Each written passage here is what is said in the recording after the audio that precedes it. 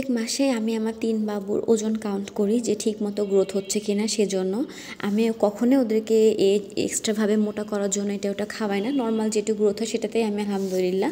তো গত মাস থেকে যেহেতু আমি ওদেরকে হোমমেড সেরেলাক একটা খাওয়াচ্ছি ন্যাচারাল ফুড পেজ থেকে, এটা অনেক ভালো।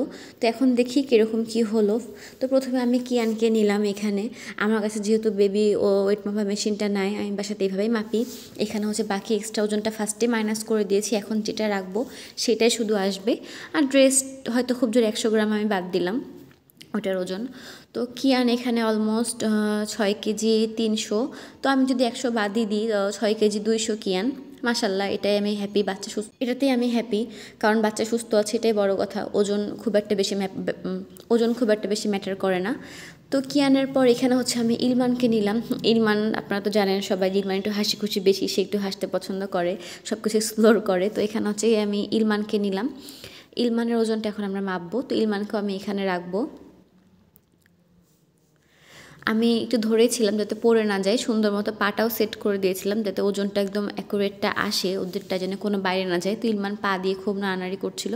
ইলমান প্রায় 6 কেজি ধরতে গেলে, মানে 5 কেজি 900, তো ওই রকমই, মানে 6 কেজির কাছাকাছি। তো এটাতেও আলহামদুলিল্লাহ আমি স্যাটিসফাইড। তো ইলমানের ওজন আগের থেকে মাশাআল্লাহ ভালো গ্রোথ হয়েছে সেরেলাকটা খাওয়ার পরে। আপনারা যারা ইলমানের আগের ভিডিও দেখেছেন তারা জানেন কতটা শুকনা ছিল। তারপরে এখানে হচ্ছে আমি তাহানকে নিয়ে আসলাম। এখন দেখি আমরা তাহানের ওজনটা কত আসে। তো তাহানকে আমি সুন্দর মতো এখানে শুইয়ে দিলাম। আর আমি সবসময় সাথেই ছিলাম, কারণ যেহেতু এটা রেখেছিলাম যাতে বাবু পড়ে না যায়, অল টাইম আমি সাথেই ছিলাম, একদম দেখছিলাম, সাথে ধরে নিচ্ছিলাম। তো তাহান 6 কেজি 900, মানে 7 কেজি কাছাকাছি। তো এটাতে আমি আলহামদুলিল্লাহ যেটুকু আছে এটুকুই ভালো।